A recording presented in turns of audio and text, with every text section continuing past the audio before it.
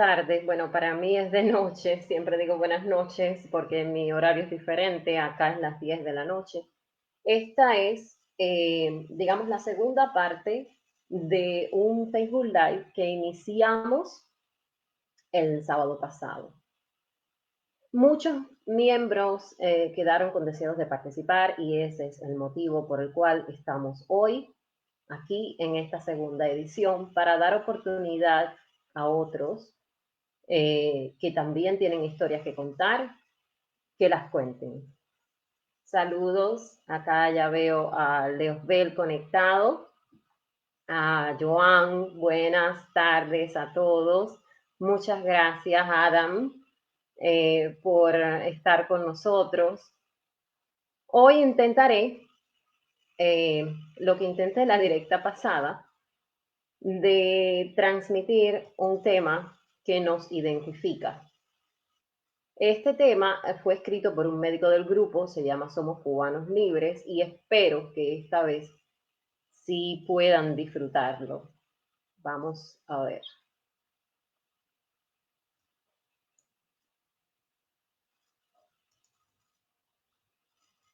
Díganme si los que hayan abandonado misiones o quienes hayan emigrado a través, como se decía, de la base naval de Guantánamo. Hace 3 años y medio que no veo a mi mamá, no veo a mis hermanos. Tomamos la decisión de ser libres. Y con una pistola en la cabeza, medicar al paciente. Yo no soy ninguna gusana. Yo no soy ninguna desertora. Esta va por nuestros hermanos asesinados en Venezuela, por aquellos que no pudieron ni terminar su carrera, víctimas de una política que viola derechos humanos, que usa de exportación a los doctores cubanos como soldados sin armas apostados en la trinchera, con sangre cubana en las calles, en los cerros y en las favelas, violando principios éticos, dialécticos y morales, haciendo campaña política para el gobierno de Chávez. Las críticas van y vienen como lluvia que nunca escampa. Eso es porque ninguno de ellos se tuvo que asociar a Lampa, no para hacer negocios ni para obtener ganancias, sino para que nos dieran protección durante la estancia. Cortas hacia la distancia entre la tranquilidad y el miedo. Era mejor no escuchar, no hablar y hacerse el ciego. Yo vi morir compatriotas víctimas de atracos y asaltos, y para la familia en Cuba el diagnóstico era un infarto. No comparto ni reparto ninguna mentira piadosa. Para los que creen que en las misiones todo es color de rosas, en Cuba es misión barra adentro, en Venezuela misión peligrosa. Yo. Ya nos cansamos de tus abusos y medidas arbitrarias, con todo aquel que se atreva a llevarte la contraria. Quiero ver qué vas a hacer cuando un pueblo se levanta, artillería de intelecto, ejército de batas blancas. Nos cansamos de tus abusos y medidas arbitrarias, con todo aquel que se atreva a llevarte la contraria. Se te trancó el dominó, porque esto es otro calibre. No somos desertores, somos cubanos libres. Aquí no entran los que hayan abandonado misiones. Tomamos la decisión de ser libres. Yo soy uno más de tantos que está cumpliendo condena. 8 años de destierro por zafarme de las cadenas, por no seguir siendo parte de tu canto de sirena, diciendo que todo está bien, que no tenemos problemas. Basta ya de hipocresía y de mentir en los diarios. Cuenta, ¿por qué te quedas con el 90% de mi salario? Sicario de mente fría, maestría en crueles maltratos, obligándome a hacer cosas que no estaban en mi contrato. Discurso barato, insensato, un desacato a mi profesión. Amén por los que se suicidaron por no aguantar la presión. Tengo un corazón que sangra lágrimas de desconsuelo, por no visitar mi patria, por no poder ver su cielo. Me ahogo en el desespero, el desvelo es mi compañero. Yo quiero ver a mi madre, a mi hijo, a mis abuelos. No tenerlo es como andar con sed bajo el aguacero. Quiero abrazarlos, besarlos, apretarlos contra mi pecho y contarles cómo un gobierno se atreve a violar mis derechos. Ya nos cansamos de tus abusos y medidas arbitrarias, con todo aquel que se atreva a llevarte la contraria. Quiero ver qué vas a hacer cuando un pueblo se levanta, artillería de intelecto, ejército de batas blancas. Nos cansamos de tus abusos y medidas arbitrarias, con todo aquel que se atreva a llevarte la contraria. Se te trancó el dominó, porque esto es otro calibre. No somos desertores, somos cubanos libres. Esta va dedicada a las madres, a los padres, a las familias divididas, a los matrimonios rotos, al sentimiento de un pueblo entero, por un gobierno que nos quita nuestro derecho. Yeah, Michael R.A., doble causa, underground.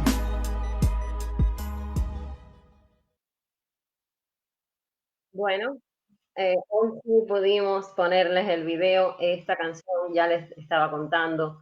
Fue escrita por un médico cubano.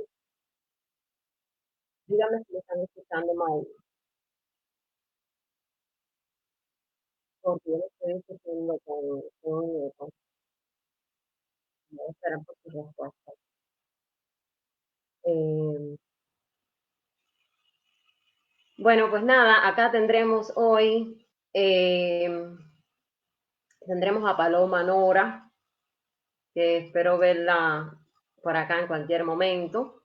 Tendremos, ya la estoy viendo, ya la tengo acá en casi lista para entrar. Tendremos también a Tatiana Carballo, a Ramón Martínez, tendremos a Surizaday Fernández y tendremos se me queda uno, Paloma, Giselle Herrera, ya lo mencioné. Ya mencioné a Ramón. Bueno, pues nada, voy a traer a Paloma acá a la cámara, a ver si... finalmente, el Al pasado fin. sábado fue imposible. Uy, sí, me quedé con las ganas ese día de dar mi testimonio, así que yo dije, pues, tenemos que hacer otra, debemos hacer otra, y yo digo que siempre que alguien tenga deseos y tenga algo que decir, algo que expresar, pues nada, dar directa todos los días, porque la verdad hay que sacarla todos los días. Así mismo. Yo quisiera hacer algunas preguntas puntuales. La directa pasada estuvimos 1 hora y media, si pudiéramos dejarla esta en 1 hora, porque hay personas que sencillamente no disponen del tiempo de estar viendo directas tan largas. Así Entonces, tengo algunas preguntas de acuerdo a las personas, porque bueno, como están en el grupo, uno los conoce. Y quisiera preguntarte, Paloma. Paloma, quiero decir que es una de las administradoras de nuestro grupo. No somos desertores, somos cubanos libres, que lleva el mismo nombre de la página, pero con signos de numeral, como si fueran hashtags, como si fueran etiquetas.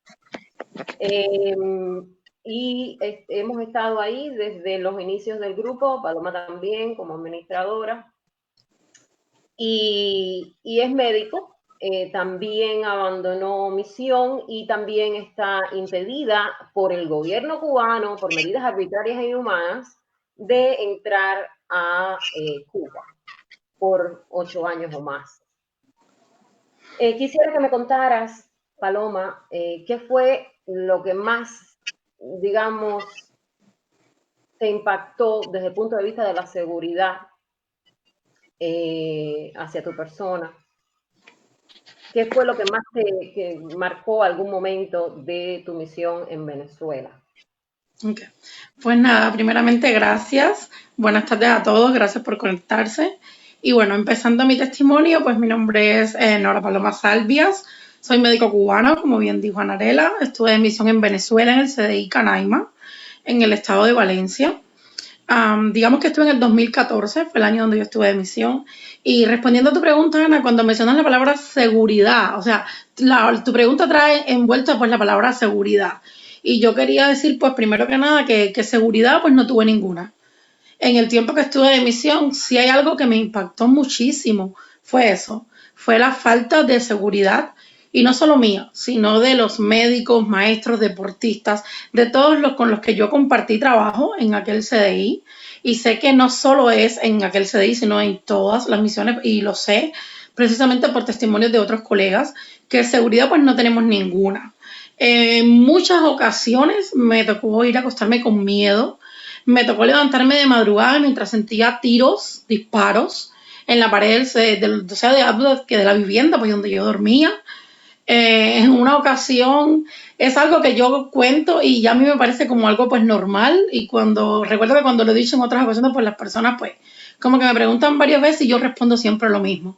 A mí me apuntaron con un arma en la cabeza y yo suturé a un paciente con un arma en la cabeza, y después en una segunda ocasión, estando en mi consulta sentada, recibí un paciente que me amenazó con un cuchillo para pedirme medicamentos. Y esto que me pasó a mí, pues muchos compañeros lo han pasado de peores formas. En Venezuela conocí el miedo de irme a acostar, la incertidumbre de levantarme, de quejarme precisamente por eso, por la inseguridad y de no recibir ninguna respuesta. Así que definitivamente seguridad en las misiones, ninguna. Es eso.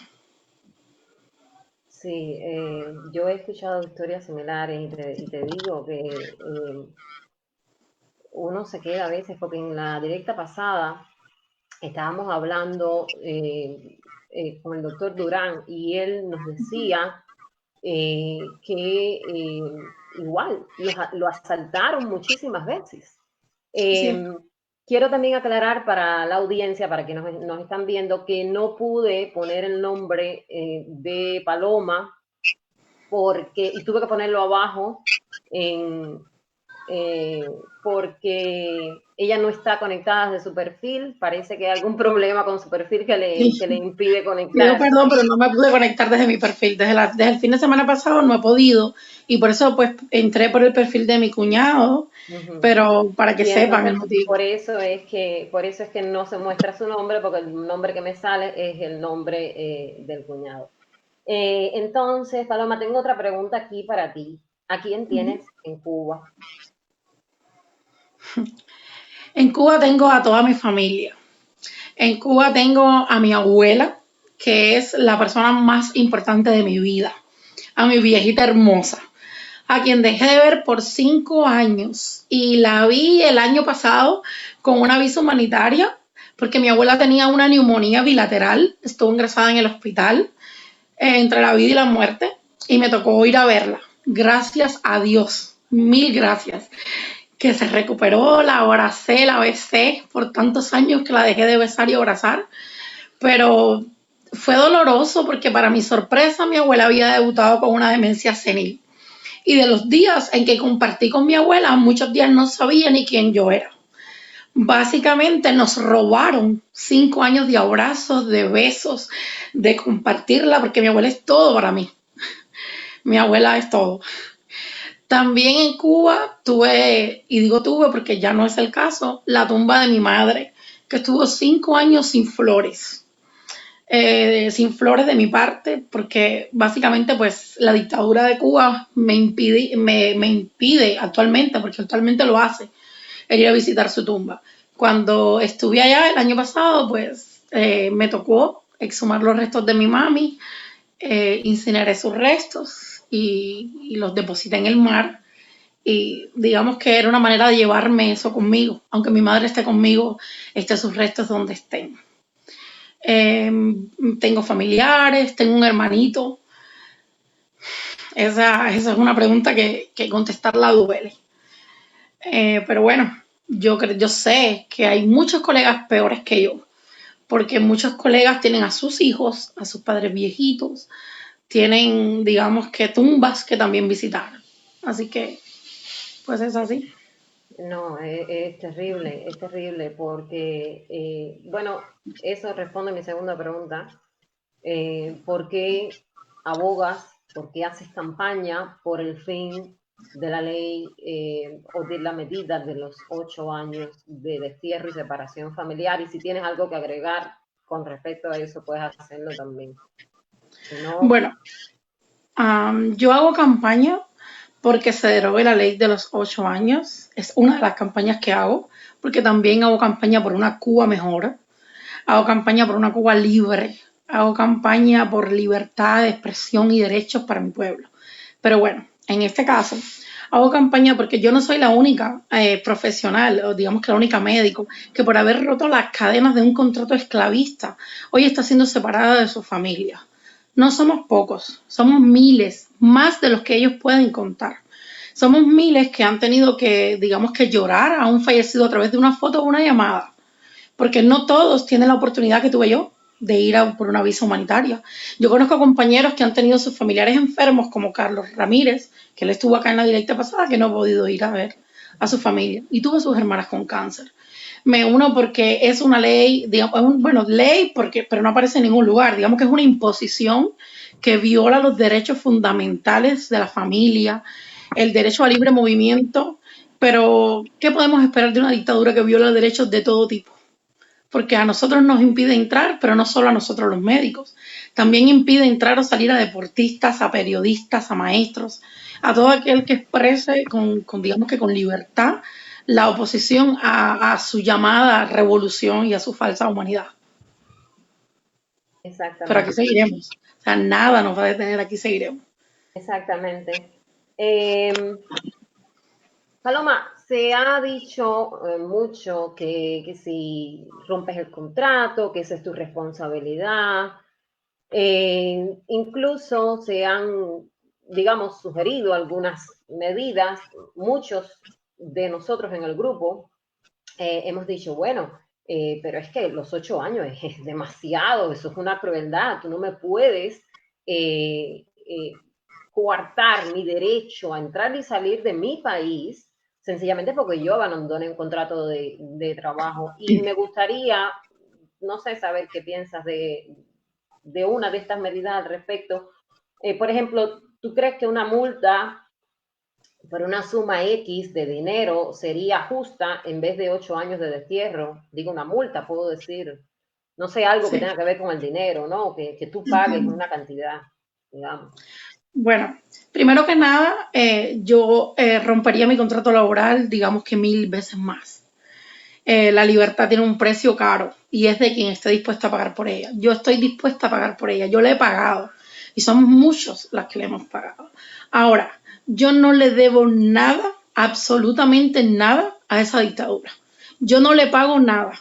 Yo no considero que mis estudios sean gratuitos. Yo se los pagué con años de explotación laboral en las misiones y cuando atendía en los consultorios médicos de Cuba. Lo hemos pagado por años y no solo yo, todos los médicos, maestros en Cuba. ¿Qué trabajador en Cuba no es explotado? Todos, todos. Yo no le debo nada al gobierno, yo no le pagaría nada. Ellos me deben años de explotación, años de separación familiar, me deben lágrimas a mí y a mi familia. Ellos les deben explicación y derechos al pueblo de Cuba. Yo no me siento en deuda. Quien se siente en deuda, pues yo no le critico, yo le respeto eso. Y quien se sienta en deuda con ellos, que le pague. Yo no le tengo nada que pagar. Todo lo contrario, yo les podría decir a ellos todo lo que ellos deberían de pagarme a mí y a todos los cubanos, por años de pisotearnos, de explotarnos, de robarnos nuestros derechos, de usarnos como mercancía, como moneda de cambio. O sea, básicamente mi respuesta a tu pregunta, Ana, es que yo no negocio. Tienen que quitar la ley porque es inhumana. Tienen que quitar la ley porque viola principios éticos, morales. Tienen que quitar la ley porque viola el artículo 13 de libre movimiento de la Declaración de los Derechos Humanos. Tienen que quitarla porque violan los derechos de los niños cubanos, de los padres. Mañana es el Día de las Madres. ¿Por qué no dan una mesa redonda explicándole a las madres que no van a poder mañana abrazar a sus hijos el por qué? Que le expresen al pueblo el por qué ellos todavía le prohíben a sus hijos la entrada. Cuba es el único país que le abre los brazos a otros ciudadanos y a sus propios ciudadanos les da la espalda. Básicamente, mi derecho es de entrar y de salir cuando yo estime conveniente. Y yo no negocio, básicamente yo no creo en negociación de este tipo, no les debo nada, ellos me deben a mí y a todos los cubanos. Sabes que eso es algo que lo he visto muchas veces en el grupo,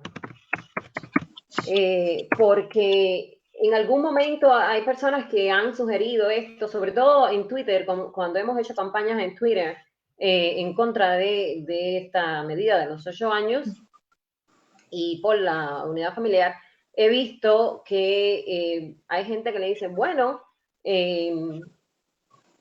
pueden pagar, qué sé yo, y ellos le responden, digo ellos, porque bueno, yo no abandoné misión ni nada de eso, que sí, que es el gobierno de Cuba el que le debe a ellos. Además, yo pienso que es muy contradictorio que ellos digan, las autoridades y los que los apoyan, que tú tengas, que te hagan pagar con tu vida, con tus libertades por una carrera porque tú debes los estudios a la revolución si los estudios son gratuitos. Entonces, yo realmente no comprendo si es que son realmente gratuitos, qué es lo que hay que pagar. Y Bueno, fíjate, perdón, si vamos a hablar de pagar, yo creo que la dictadura va a tener que sentarse con una hoja bien larga y con lápiz para que empiece a anotar, porque le va a tener que pagar años a mis profesores del Miguel Enríquez que iban a dar clases cogiendo la guagua muchas veces sin merienda, con zapatos despegados, zapatos rotos. Van a tener que pagarme por los años que tuve que dar terreno en el municipio de Guanabacoa prácticamente con zapatos en mal estado los que yo me podía pagar. Va a tener que pagarle al colega que iba a guardias médicas en bicicleta y al otro día tenía que levantarse a ir a consulta, a la madre, a la doctora que tenía que dejar a su hijito en casa, luego de una guardia volver a trabajar. A nosotros van a tener que pagarnos, Ana. Yo creo que si vamos a anotar con lista, si vamos a anotar en papel, la dictadura le debe al pueblo cubano años, pero años. Así que ellos están en deuda, nosotros no. Pero repito, quien se siente en deuda, que les pague. Yo no.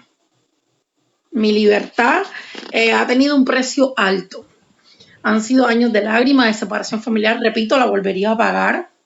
Sé que muchos de nosotros, porque es una realidad, es triste realidad, cuando nos ponemos a hablar así, cuando decimos lo que pensamos, pues corremos el riesgo de no entrar nunca más. Pero digamos que, ¿sabes qué? Si no me toca entrar nunca más, me va a quedar la dignidad de que no me quedé callada. ¿Sabes qué? Prefiero no entrar, pero decir dignamente que no me quedé callada. No me intimidaron. Mi silencio no lo pudieron pagar. Mi dignidad ellos no la pueden pagar. Y digamos que esto deberíamos pensarlo todos, porque sencillamente el silencio te hace cómplice. Y es hora de elegir en qué bando queremos estar. así mismo. Además, es una cuestión solamente, vaya, de justicia. Es una cuestión de justicia. Así es. Y al que más perjudica todo esto es a la imagen de las autoridades cubanas y a la imagen del país. Yo insisto en esto, porque si yo no sé cómo es que ellos no se dan cuenta. Ellos son los que están quedando como malísimamente mal. Porque la humanidad de ellos es selectiva. Humanidad para el mundo y para nosotros, para los cubanos, pues no hay tal humanidad. Exactamente. Yo he tratado de establecer contacto con Surisaday, con Tatiana y con Ramón, pero Ramón me dice que no se puede conectar. No sé por qué no le permite conectarse. Tatiana y Surisaday no me responden el link. Por favor, Tatiana y Suri, si me están mirando, acéptenme el link, el enlace, por favor, para poder ponerlas acá. Bueno, Ana, ¿sí? No sé si tienes otro invitado. Tienes unos minutos porque acabo de recordar algo que me gustaría tocar. Perfecto. No tengo nadie ahora mismo ahí. Ok, hay algo que me gustaría tocar. En la directa pasada me gustó muchísimo tocar muchos temas y digamos que yo me quedé como que vestida para el baile porque realmente no me podía conectar. Hubieron varias cosas que a mí digamos que me gustaron y me impactaron mucho. Hay algo simplemente que yo quiero mencionar. En el grupo de nosotros pues somos miles digamos que de médicos, repito, de maestros, de trabajadores de la cultura, porque esta ley no es solo de médicos, hay que estar claro. A las misiones no van solo médicos, a las misiones también van enfermeros que son explotados, maestros que son explotados, deportistas que son explotados y trabajadores de la cultura que son explotados. O sea, no es solo nosotros. Yo estuve alrededor de esos días, pues me tocó leer varios comentarios en Facebook. Y digamos que yo quisiera mencionar algo rapidito. Nosotros tenemos un colega que, bueno, tú lo conoces, Robert.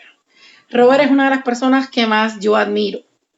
Y yo quisiera que si hay alguien del gobierno cubano, de la dictadura cubana, que está mirando esto, que se tome el trabajo de responderle a Robert, digamos, el porqué de su viejita, que escribía las cartas a mano, se murió preguntando por él. Y para Robert no hubo oportunidad de un abrazo. Sinceramente, pues yo creo que es hora, porque yo estoy segura que estas directas la ven ellos. O si no la ven ellos, pues la tiene que ver alguien, no sé, digamos, por favor. Digamos que es hora de que en las mesas redondas, de que en los medios de información de la, digamos que de Cuba, pues se toquen temas como estos, que dejen de estar preocupados por la realidad de otros países, cuando en mi país se está viendo necesidades y miserias en plena pandemia, porque para mí fue bastante ofensivo. Digamos que yo lo consideré una hipocresía de parte del noticiero de la televisión cubana el mostrar preocupación por la alimentación de otros países, cuando yo estoy viendo colegas míos que hoy están brindando servicio en hospitales, no voy a mencionar el nombre de estos colegas para no comprometerlos, y porque ellos me lo pidieron así, que no tienen ni guantes para atender a pacientes que hoy están llegando con sospecha de COVID. No tienen ni guantes. Contra menos, pues un nasobuco o Exactamente. digamos que Pero las protecciones. qué me dices de la cantidad de veces que el canciller cubano Bruno Rodríguez Parrilla eh, aboga por la unidad de la familia cubanoamericana, de los cubanoamericanos, y, y, digamos, critica las medidas del presidente Trump porque, según él, de separar familias, que yo no digo que no afecte a la familia. A mí lo que me parece un poco hipócrita es que él, precisamente él, que representa Sí. un ministerio que prohíbe a miles de cubanos abrazar a sus familiares en Cuba porque no los deja entrar, entonces que venga a criticar las políticas exteriores de otros gobiernos, ¿no? A mí eso me parece de un Es que cinismo yo creo que espantoso. ellos son especialistas profesionales en criticar la paja del ojo ajeno e ignorar la viga en el ojo propio. Porque si nos ponemos a mirar, ellos tienen que preocuparse por su pueblo, por las necesidades de su pueblo, por abastecer de comida a su pueblo, porque al final, en España y en Estados Unidos, sabes que mira que se ocupe Trump y que se ocupe el presidente de España. Cuba, o sea, las necesidades del pueblo de Cuba las tienen que responder ellos. Vamos a que se preocupen por su pueblo, por su gente, por su realidad.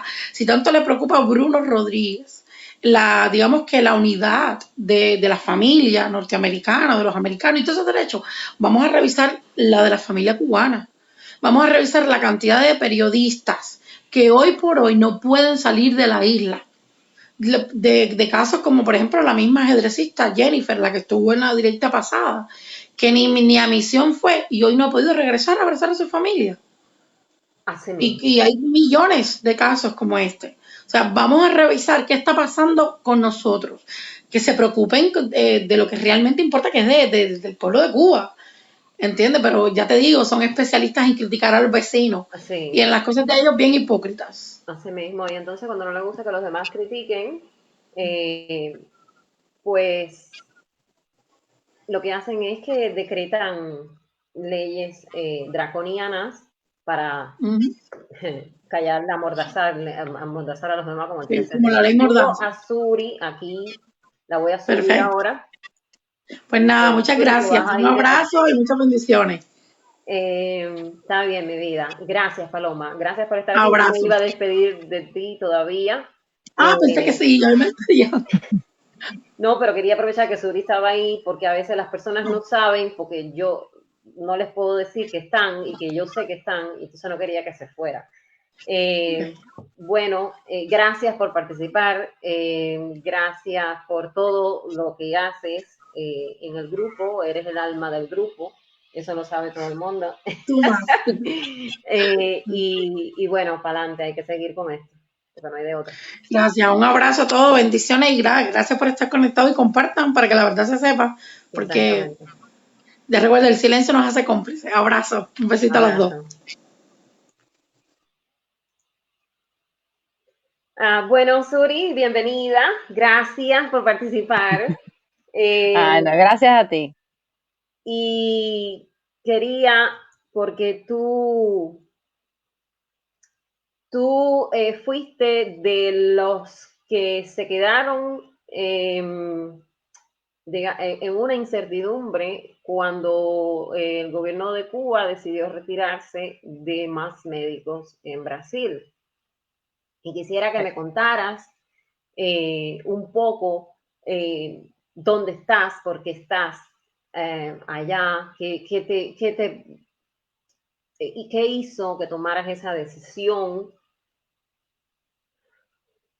Bueno, primero que todo, decir que sí, que fui una de las doctoras que se encontraba en el programa, trabajando en el programa Mais Médicos para Brasil cuando Cuba decidió romper el contrato y retirarse del programa, supuestamente por cuestiones de cuidar la moral, cuando la realidad fue que lo que tenían era miedo de que los profesionales de la salud sí pudieran rivalidar sus títulos y sí les pagaran el salario íntegro, y entonces el gobierno cubano, por supuesto, quedarse sin el 75% de nuestro salario, que era lo que estaba sucediendo.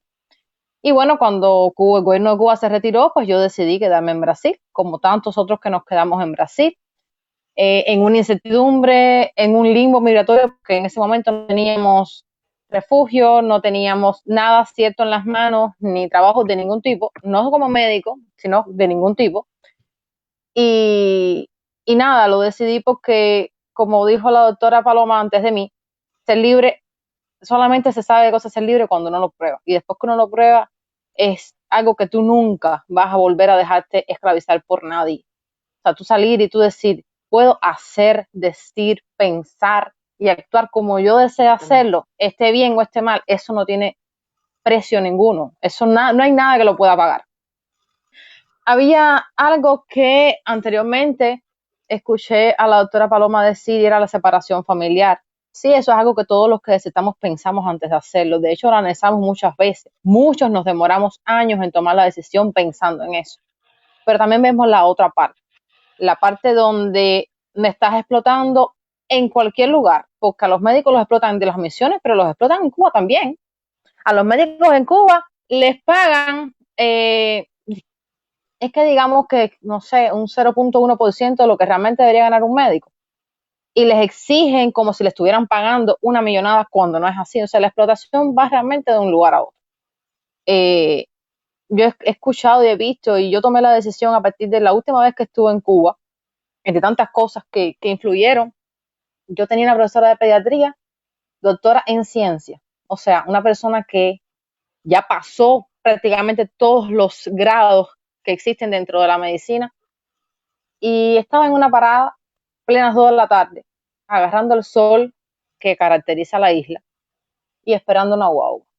Y yo dije, yo no puedo verme en 40 años, 50 años así, porque no, porque hasta cuándo uno va a estar, tú sabes, dejándose pisotear, dejándose esclavizar, dejándose sacar el zumo, no. Y bueno, entre esas y muchas otras razones, pues bueno, decidí desertar. Y meses después de eso, debido a las condiciones en Brasil, debido a una serie de eventos que tuve que vivir, pues entonces decidí venir a los Estados Unidos a solicitar asilo político. Y en estos momentos soy asiliada política en los Estados Unidos. Suri, no te voy a preguntar cómo fue la travesía ni nada de eso, porque realmente no disponemos de mucho tiempo. Sería bueno después hacer otra directa, tal vez más adelante, sobre todo lo que tienen que pasar los cubanos en la frontera, porque de eso tú sí sabes y has visto, y ahora mismo hay 30.000 cubanos varados en la frontera. Así mismo. Aquí estaba viendo y lo marqué el testimonio de Yadira. Yadira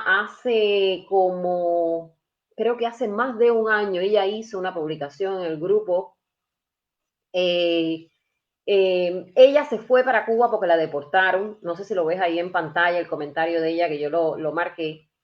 La deportaron a Cuba y después en Cuba, es decir, supuestamente ella tenía derecho a reincorporarse al sistema de salud y estuvo esperando en el momento en que ella hizo aquel escrito, yo lo recuerdo, hacía como un año que ella estaba esperando y estaba indocumentada. Y ahora está diciendo que lleva 2 años y 3 meses indocumentada dentro de su programa. Es decir, que ni siquiera actualmente ella ha sido reincorporada al sistema de salud. Y yo te digo, dime. yo conozco un caso de una amiga mía que trabajó conmigo en Venezuela, porque quiero aclarar de que yo estuve 4 años en la misión de Venezuela, estuve 1 año y 10 meses en Brasil, o sea, viví esas 2 misiones. Y tuve una amiga enfermera que estuvo en Venezuela, ella desertó en Venezuela, pero por X o por Y, por la situación que realmente está viviendo Venezuela, pues ella decidió regresar a Cuba y fue repatriada. Y a ella le exigían pagar, fíjate, una sentencia, por decirlo de una manera, de 6 meses trabajándole como médico, como enfermera, mejor disculpa, a salud pública sin salario. O sea, no, parece una burla, pero es lo que sucede. O sea, yo me imagino que a los que regresen, o sea, que ese no sea el único caso. Porque, ella no me lo contó por parte, porque no tenía nada que ver con el grupo, me lo contó porque, bueno, una conversación que nosotros tuvimos de tiempo que no nos veíamos y me lo contó y yo me quedé así, dije, por Dios, nosotros no le debemos nada al gobierno de Cuba. O sea, siempre existe de que la salud y la educación en Cuba es gratuita. No, la salud y la educación en Cuba es gratuita porque te la tienen que dar de alguna manera. Si no te la dan paga, te la tienen que dar gratuita. Y si no, te la tienen que dar de las dos formas. Pero además, el gobierno siempre tiene que tener un sistema de salud y un sistema de educación para la población que no lo puede pagar. Eso en todos los países del mundo existe. ¿Entiendes? Entonces, ¿por qué razón tú me quieres exigir a mí que te pague la carrera cuando tú no le pagaste el salario que llevaba el trabajo de mis padres, ni de mis abuelos, cuando venga a ver, tú me tienes que pagar a mí todas las carreras que del mundo me las tienes que pagar tú a mí, no al revés. Entonces, o sea, educación en Cuba es gratuita, perdón, salud pública es gratuita, educación, eso no es así, con todo lo que no te pagan en lo que tú trabajas, con todo lo que no le pagan a tus familiares, ya esas carreras están más que pagas. Lo que pasa es que en Cuba no existe aquello de decir, no, mira, esto es lo que vale tu carrera y tú tienes 10 años para pagarme mensualmente tanto y tienes tu carrera pagada. No existe. ¿Tú sabes por qué? Porque si existieran Narela, no tuvieran herramientas para decirte, no te puedes quedar, tienes 8 años que no puedes regresar, no existiera. ¿Entiendes? Entonces tienen que crear un mecanismo en que hacen, le tapan a los ojos a la gente con lo que te dan, o sea, te dan una migaja de pan para cobrarte una libra de pan entero. Entonces, desgraciadamente, hay muchas personas que le siguen el juego. Hay quien se lo sigue porque no se quiere meter en problemas de política, hay quien se lo sigue porque no le queda otro remedio, porque desgraciadamente tiene que estar, porque no todo el mundo puede desertar o no todo el mundo puede emigrar, es la realidad. Pero no le debemos nada, al contrario, a nosotros sí nos deben.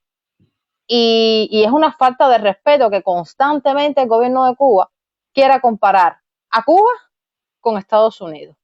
Por favor, yo estaba escuchando el comentario, o sea, la conversación con Paloma y ella decía que el gobierno de Cuba no debería preocuparse por Estados Unidos. No, no es preocupación. El tema es que el gobierno de Cuba es especialista, llevan 61 años creando un mecanismo de proyección para que las personas desvíen, tanto dentro de Cuba como mundialmente, desvíen la atención hacia Estados Unidos y no se centren en lo que está pasando en la isla. O sea, Estados Unidos se está cayendo, todo el mundo dice, sí, mira para Estados Unidos porque es uno de los países, la referencia mundial, todo el mundo se mira. Y nadie mira que en Cuba los pueblos pequeños que quedan a kilómetros de la ciudad están trancados por la policía, les llevan comida una vez a la semana, donde les llevan 3 o 4 mulitos de pollo que no alcanzan. Yo no entiendo si tienen un sistema supuestamente de censo, una libreta de abastecimiento y todas esas cosas, ¿cómo no va a alcanzar? No alcanzan y dale hasta la próxima semana. Entonces, tú estás aquí, en este país, mira, con toda la comida que se bota en Estados Unidos, se alimentan 3 países pobres, porque se bota. O sea, no tiene punto de comparación, pero además, ¿hasta cuándo? Concéntrate en los problemas de Cuba, da al frente a lo que realmente está sucediendo, pero no te estés escudando más, no te estés escondiendo más en lo que les pasa a otros países cuando el problema que tiene tu país es irreparable. Cuba no es punto de comparación para nada, porque como se ha enfrentado en los países tercermundistas, esta crisis es de una forma muy diferente a como se ha enfrentado en Cuba. Ya los trancamos, no salgan, bueno, y la comida qué, y el aseo qué, un tubo de pasta perla, que todos los cubanos sabemos que es la peor pasta que existe en el mundo posiblemente, vale 60 pesos cubanos, Narela. Entonces, ¿de qué estamos hablando? O sea, no es preocupación, es simplemente eso, ya, ese mecanismo de yo voy a proyectar para que la gente no se fijen en lo que está pasando en la isla, en los millones que se roban, en las cosas que le quitan al pueblo, en toda la explotación que tienen, no con los profesionales de salud solamente, es con todo el mundo. Todo trabajador en Cuba y el no trabajador ha sido explotado durante años, y mientras que exista el gobierno, van a seguir siendo explotados, porque eso no va a cambiar. Porque lo que tiene que cambiar es el sistema completo, empezando desde el partido, el gobierno, todo el mundo. Y desgraciadamente no tenemos muchas esperanzas en estos momentos. Para terminar un poco esta parte, a mí me parece tu caso es bastante significativo porque tú estuviste en Venezuela, estuviste en Brasil, se formó lo que se formó en Brasil cuando el gobierno de Cuba decidió retirarse de más médicos, y entonces te decides a quedarte allí y luego a pasar a los Estados Unidos a través de viajes peligrosísimos de fronteras. ¿Recuerdas, tienes algo que te haya marcado, que te haya dolido durante el tiempo que estuviste de misión, ya sea en Brasil, en Venezuela, algo en lo que, no sé, que te has sentido vulnerable, como le pregunté a Paloma, ¿no? Algo particularmente, digamos, bueno, así, mira, que te haya hecho sentir. la misión de Venezuela es una misión completamente diferente al resto de las misiones. O sea, si yo comparo las dos misiones que estuve, Venezuela y Brasil, las diferencias son muy grandes, pero en algo sí son iguales. Y es que el gobierno cubano, cuando tú llegas, te dice, tú vas para el fin del mundo y sin protestar, usted va para el fin del mundo. Y te sueltan allá y se olvidan si tú estás enfermo, si te pasa algo, dónde tú estás, cómo son la seguridad de tu casa. En el caso de Venezuela, yo estuve viviendo en una base de misión. Los que estuvimos viviendo en bases de misiones sabemos que esos son unos cantos prefabricados con Playboy, literalmente Playboy, y que están rellenos, o sea, están rellenos con yeso. Las ventanas son de una altura como de 1 metro y tanto, que no tienen rejas y son de cristal, pero un cristal finito completamente transparente. Lo que quiere decir que el que quería entrar a tu casa simplemente podía meter un piñazo que aquello se iba de lado a lado, pero además los cierres se rompían enseguida. Y todas esas bases de misiones estaban en zonas rojas, que son zonas de extremo peligro en Venezuela. Constantemente, o sea, tú vivías, tú dormías, tú no tenías a nadie que te iba a cuidar, y hubo muchas compañeras, o sea, cerca donde yo estaba, estando yo de misión, hubo cubanas a las que violaron, que se le metieron, le abrieron la casa, las entraron, las violaron, los amordazaron, y no pasa nada, y nadie responde por eso. Y al final buscan el dichoso mecanismo de protección para terminar culpando a las personas que son víctimas de la violación, del robo, del atraco, de lo que sea. Incluso estando yo en Venezuela, en una ocasión, dos compañeras de trabajo mías, que estaban solas en una casa, en un lugar bien peligroso, se le metieron por detrás a la casa, las asaltaron, gracias a Dios no pasó a males, solamente las asaltaron. Y al final del día buscaron la forma de culparlas a ellas dos de que hayan entrado a asaltarlas. Entonces, si vas a ponerte a pensar todo lo que, sí, eres vulnerable. Yo en primer año mío de Venezuela estuve embarazada. Y bueno, por razones de trabajo, por razones de estrés laboral, de no tener condiciones del trabajo, pues yo hice un aborto espontáneo. Aborto espontáneo que me tuvieron que hacer un legrado completamente a sangre fría con 7 semanas, de que yo todavía me acuerdo todos los días de esta vida. Pero nada, no pasa nada, a nadie le interesa. A la semana me estaban preguntando, bueno, ¿cuándo te vas a incorporar a trabajar? O sea, ni psicológicamente les importa, ni físicamente les importa, no les interesa nadie nada. te atendió allí, nadie, no te asignaron a una persona que te atendiera desde el punto de vista psicológico. No. Yo estuve en el centro, me hicieron el legrado, a las 48 horas me soltaron porque gracias a Dios soy una persona que tengo una salud bastante fuerte. Ay, y no hice infección. Me soltaron en mi casa. Cuando me trancaron mis 4 paredes, mis compañeros tenían que trabajar. A mí se me cerraba las paredes, me parecía demasiado pequeño aquel lugar. Y nada, yo digo que la personalidad de uno es la que le ayuda a seguir adelante, ¿entiendes? O sea, vulnerabilidad y riesgo en Cuba, del gobierno cubano, donde quiera que estés de misión, sí te sigue. A mí en Venezuela las balas me llegaron a pasar por arriba de la cabeza y no pasa nada, a nadie les importa nada, ¿entienden? En una ocasión estuvimos 2 meses y yo estaba en un CDI en el estado de Guárico, en la misma capital de San Juan de los Morros, del estado de Guárico.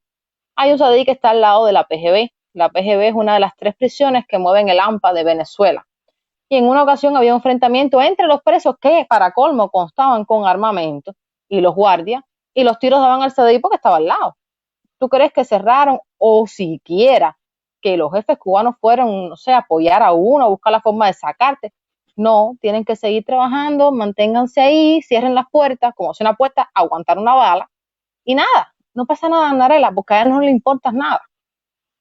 No, definitivamente no. Sí, eso mismo estábamos hablando en la directa pasada, que es un estado de vulnerabilidad tan terrible, y entonces no existe un mecanismo por el cual tú te puedas, no sé, quejar y que seas escuchada, porque lo haces y estás a expensas que te devuelvan a Cuba No, y que tomen represalias. lo haces y te pasa como a mí. Cuando yo empecé a exigir de por qué, si nosotros no somos de hierro, somos seres humanos, porque teníamos que estar en un CDI al lado de un enfrentamiento que se sostuvo 2 meses de armas largas. Estaba hablando de FAL, que es armamento que no te alcanza 3 metros, un armamento que tiene un alcance bastante grande.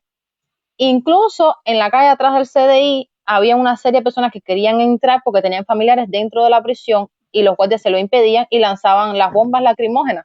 Y nosotros en el CDI nos teníamos que restregar los ojos porque hasta ahí nos llegaba, hasta ese punto. Y cuando empecé a preguntar por los jefes y a pedir, o sea, porque llega un momento que tú exiges, ya cuando tú llevas un tiempo, ya llega un momento que tú dices, no, yo tengo que. Y cuando Porque empecé es a que tu vida exigir está en respuestas, riesgo, es o tu vida imagínate. exactamente. Cuando tú empezaste a exigir respuestas, te dicen, tú dices, ay, cállate, tú eres muy bocona, aprende a callarte. Y nada, mira, al final de la historia, yo tuve que pedir fin de misión porque dije, no puede ser, ya lleva casi 4 años. O sea, de hecho, estuve 43 meses en Venezuela exactamente, que los cuento. 43, no, 45, perdón.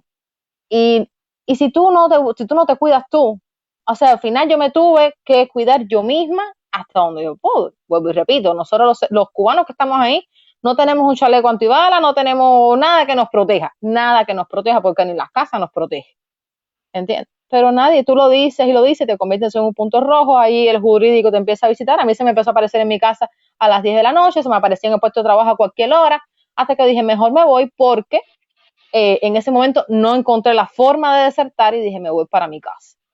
Y nada, no, la vulnerabilidad no les interesa Sí, nada, porque Narela. fíjate, no solamente estás expuesta y ellos saben que estás expuesta, sino que cuando te vas a quejar, entonces te acosan porque te estás quejando y te mandan Te al jurídico o reprimen, al que sea, te mandan ahí.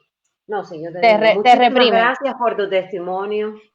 De Suri, nada, no, gracias a muchísimas ti. gracias por participar. Me ha dolido muchísimo que hayas tenido esa pérdida, de verdad, lo siento mucho. Uno también hay veces que uno, porque tú y yo nunca habíamos conversado de eso, y hay momentos en los que uno sencillamente, no sé, dice, ah, hasta aquí, y entonces te empiezas como que a hablar un poco de todas esas cosas, porque creo que es la única manera de encontrar paz con todo lo que ha pasado, una vez que te das cuenta que que tus derechos han sido violentados de la manera tan burda que han sido violentados. Que repito, puede que no sean todos los casos, está bien, hay personas que están muy felices, que les va bien en sus misiones, etcétera, pero hay casos como el tuyo, como el de Paloma, como el del doctor Durán la semana pasada, como el de Manoré, en fin, a esos casos se les ignora y se les acusa. Y entonces en las redes sociales, cuando, no sé, alguien da su experiencia, sencillamente los atacan. Y le preguntan que cuánto les pagan. Porque es una No, forma de desviar la atención, decir, no, tú lo estás diciendo porque te pagan. No, a mí no me pagan nada. Yo mira, llegué a este tenemos, país, yo soy exacto, afiliada política en este país, llevo 4 meses donde a mí este país me ha dado ayuda desde que yo llegué aquí, fíjate, y a mí nadie me ha pagado nada. Nada, yo simplemente me cansé y quiero decir lo que viví y quiero denunciar las cosas que están mal. Llevamos 61 años con un gobierno que nos está haciendo trizas, con un país que se está muriendo día por día, porque Cuba es un país que está agonizando. Para todo el que la visite dentro, fuera, sea cubano o no sea cubano, es un país que está agonizando. Pero simplemente, Anarela, es una forma de callar, de decir, no, te están pagando para que la gente piense de que tú, o sea, de que el gobierno está bien y que tú eres la que estás mal. Tienes menos credibilidad. Como de que tú eres la que estás mal. Tengas menos credibilidad. Pero ¿cómo un gobierno puede tener credibilidad cuando explota? Cuando yo estaba viendo tantas cosas. Credibilidad a ti porque supuestamente a ti te pagan y tú hablas porque tú recibes un dinero, no porque sea tu experiencia. No, es el problema. No, yo hablo porque yo lo viví. Y como yo, los miles y miles que estamos de emisión, lo vivimos. Y si no les gusta al gobierno cubano escuchar lo que estamos diciendo, que se tapen los oídos porque lo vamos a seguir diciendo. Así mismo. Gracias, Suri, 1.000.000 de gracias por compartirnos tu experiencia. Acá tenía 3 personas, ahora solo veo a una. Parece que los demás no sé si se cansaron y se fueron o si todavía están ahí y soy yo la que no sabe todavía manejar muy bien este software. Pero bueno, muchas gracias. Voy a subir al que veo ahora mismo acá. Está bien. Cuídense mucho. Nos estaremos viendo. Tú también. Gracias por todo, Suri.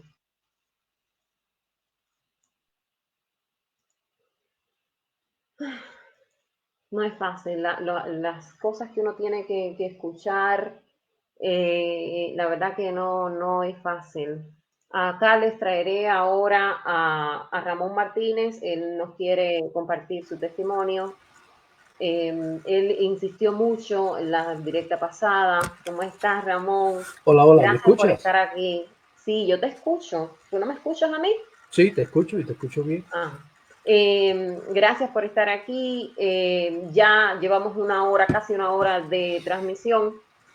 Quisiera que nos contaras cómo fue tu caso, porque yo tengo entendido que tú eres de los, digamos, de la generación más vieja de las misiones. Brevemente, por favor, que nos dijeras, que nos compartieras tu experiencia, qué fue lo que te sucedió, si es que abandonaste misión o no, porque es que realmente no sabemos mucho, no hemos tenido mucho tiempo de... Dime. Sí, efectivamente, yo puedo ser el decano de todos los desertores. Sí, el abuelo de los desertores, porque acuérdate que nosotros, o sea, yo soy médico, nosotros los médicos cubanos hemos cumplido misiones desde el año 63. En el año 63 fue la primera misión médica en el exterior, que fue en Argelia. De manera que ahora estos muchachos que yo veo, que todos pudieron ser alumnos míos en algún momento, estamos hablando, hay que diferenciar algo. Y mira, tú sabes cuál es la diferencia. Una cosa, los muchachos, los doctores de hoy en día, los nuevos, todas estas personas, Paloma y esta muchacha que ha hablado, que ha dado un testimonio, o sea, todos los testimonios son bien duros. Pero hay que definir una etapa importante que es el internacionalismo proletario y la cooperación médica pagada. A ver, y yo te voy a decir, te voy a poner el parteagua histórico en esto, que yo lo viví, fue mi etapa. Yo me gradué de médico en el año 84 en la Escuela de Medicina Santa Clara. En aquella etapa se cumplían misiones internacionalistas. ¿Y cuál es la diferencia? Varias. Entre ellas, que a nosotros primero no nos pagaban nada, nosotros lo hacíamos totalmente gratis. Y eso es importante que se sepa. O sea, nosotros cumplimos yo acabo de cumplir 60 años. De manera que cuando a mí me tocó esto, imagínate tú, del año 63 al 89, yo salí en el 89 en una misión al África. Fui internacionalista. Quiere decir que era totalmente gratuito. Nos dejaban el salario en Cuba, el salario de nosotros, o sea, el salario de médico que cobraba tu familia, etc. Lo otro es que, y eso es importante que lo sepan, porque te voy a decir una cosa, Narela, todo tiempo pasado fue peor. ¿ok? ¿Me escuchas? Perfectamente. Todo tiempo pasado fue peor. Exacto. Todo tiempo pasado fue peor. Yo veo a los muchachos y veo los testimonios y veo el pesar, el dolor, y a veces me da pena, pero es que te voy a decir algo. Nosotros tenemos que entender que la dictadura de Cuba es totalmente inclemente. Vamos a seguir reclamando que quiten la ley de los 8 años y no lo van a hacer. Está bien, tenemos estas herramientas hoy en día donde podemos, tú sabes, protestar y decir, y reunirnos y compartir nuestros testimonios. Después del año, te voy a decir, a partir, fíjate, mi tiempo de misión fue entre el 89 y el 92. Yo cumplí una misión que duró 3 años en Guinea-Bissau. Y lo segundo es que nosotros no teníamos contrato, o sea, los que cumplimos, exactamente, o sea, esto de ahora los muchachos se quejan y es verdad, o sea, es cruel, es muy cruel, pero antes fue mucho más cruel. Pero las personas de Venezuela no vieron su contrato, solo lo vieron algunos que estuvieron en Venezuela, Paloma es una de ellas, no, solo lo firmaron en el aeropuerto, le pasó igual a Carlos, le pasó a un grupo también. Ok. Antes, te voy a decir rapidito, te voy a decir rápido. A mí me llamó un día cualquiera el decano de la Escuela de Medicina de Santa Clara y me dijo, mira, hay una misión para el África. El lunes tengo que dar una respuesta sobre eso. Y yo, imagínate tú, eso fue boom, rayo en un cielo despejado. Le dije, pero ¿cómo es esta historia? Me dijo, bueno, una misión internacionalista al África. Fui para mi casa, tenía, fíjate, estoy hablando de septiembre del año 89. Estaba comenzando a desmerengarse todo el sistema comunista internacional. Yo tenía 2 hijos. Yo tenía un hijo que había nacido en julio de ese año. El 25 de julio. Mira qué cosa más grande. Lo hice nacer el 25 de julio para que no naciera el 26, porque mi esposa... Claro, muy conveniente. Mi esposa era el segundo niño, era el segundo bebé, era una cesárea en frío. Bueno, esa es otra historia. Anyway, para no cansarlos y no casarte, porque yo sé que el tiempo va abrevia y yo suelo hablar mucho. ¿Qué te digo? En octubre yo estaba en África. Es decir, yo tenía un hijo de que cuando me fui para el África tenía 3 meses de nacido. Anyway, yo no, o sea, con nosotros no había, y para que lo entiendan los muchachos, o sea, puede ser, ¿cómo se llama? Consuelo mal de muchos, consuelo de tontos, pero es así. Todo tiempo pasado fue peor.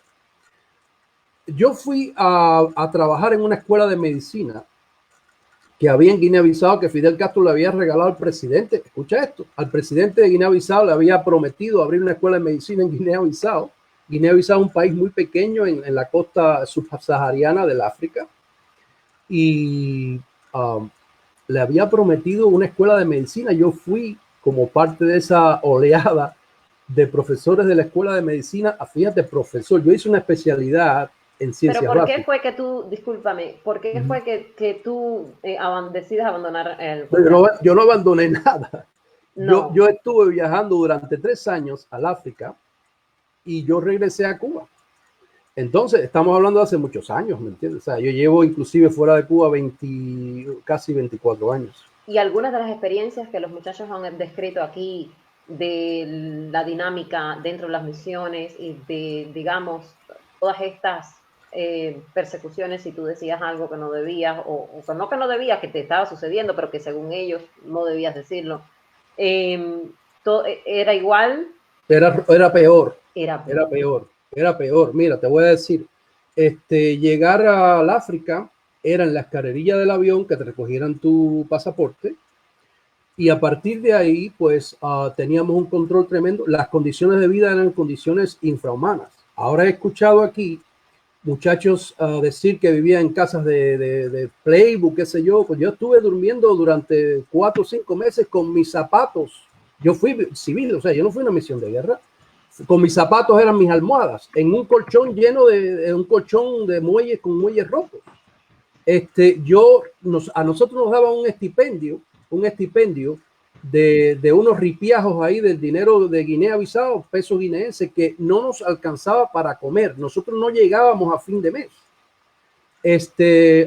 para comer, cero, nada más. Nosotros no tuvimos nunca un pago de nada, nunca un pago de nada, muchachos, quéjense. Pero acuérdense que este viejo de 60 años, mira, que me he reinventado en los Estados Unidos y vivo una vida. Eso quería decirle, darle un mensaje de esperanza a los muchachos. Esta muchacha que lleva 4 meses tiene un camino muy bueno en este país. Yo te estoy hablando en Orlando, yo vivo en Florida y vivo aquí hace, va a ser 17 años, pero tuve un exilio de 8 años en Sudamérica.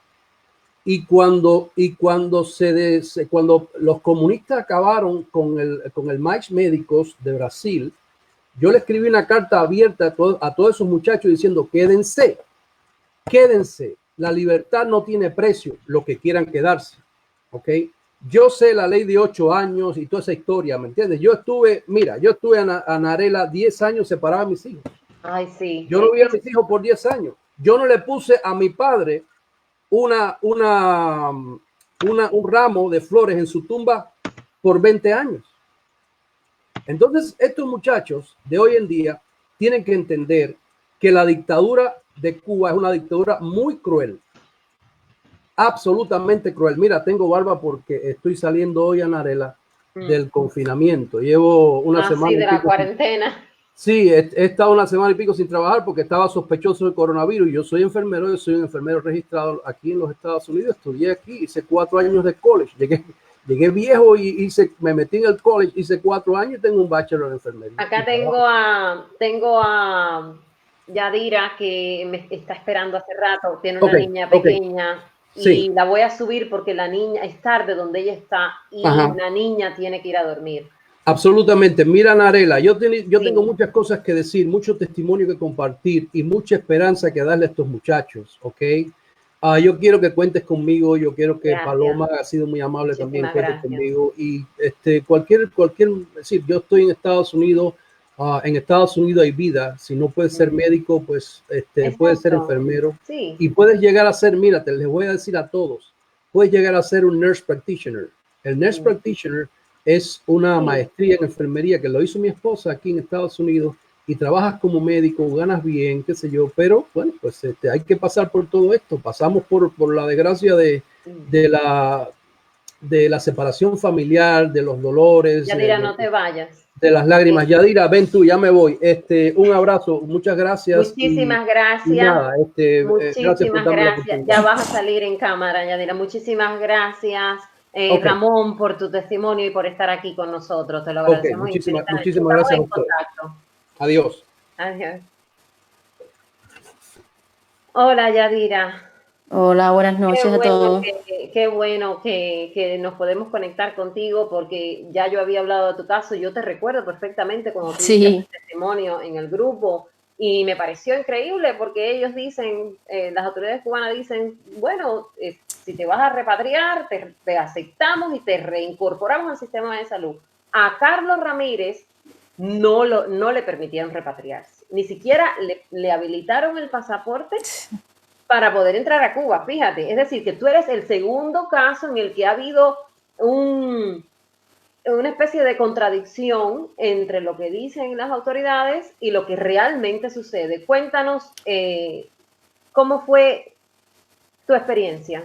Ya, mira, yo salí de misión, yo soy licenciada en farmacia y salí de misión en el 2015.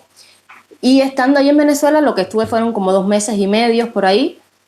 Y una vez que deserté, como a la semana, no llegó ni a la semana, la gente de colaboración fueron a mi casa y le dijeron a mi mamá, bueno, pues nosotros ya estamos al tanto de toda la situación, pero queremos decirle que le digas a Yadira que ya cuando quiera puede regresar a Cuba, que tiene su puesto de trabajo, el mismo que tenía, y bueno, esto de la reinserción laboral y esta historia que te cuentan, y que en el momento que yo quisiera, pues una vez que deserté, me voy a Colombia y de ahí estoy solicitando la visa, pues desgraciadamente me la negaron y yo me quedé viviendo en Colombia.